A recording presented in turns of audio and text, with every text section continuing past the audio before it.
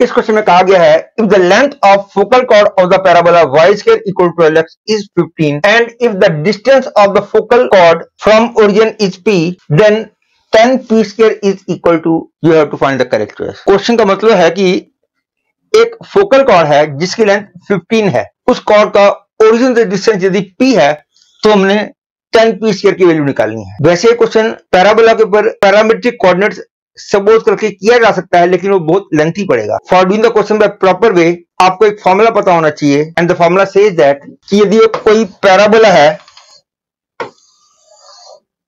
और ये उसकी फोकल कॉर्ड है, ये एंगल थीटा है, तो length of focal cord is 4a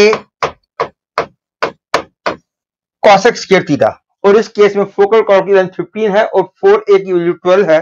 देखो I will be getting 12 into cosec square theta is equal to 15. That is sin theta equal to 4 by 5. Hence, tan theta equal to 4 by 5 upon 1 by 5. That is 4. That is tan theta is equal to 2. Tan theta की value मैं minus लूंगा, उस case में cord कुछ ऐसी आ जाएगी, लेकिन distance of the chord from origin will remain same. By symmetry you can easily C.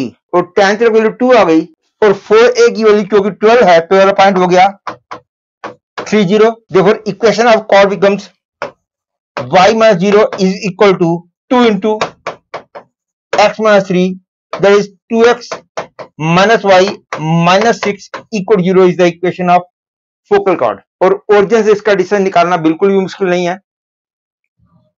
If distance is p as it is given to you, therefore p will be equal to 0 minus 6 mod upon under root 2 square plus 1 square, that is p equal to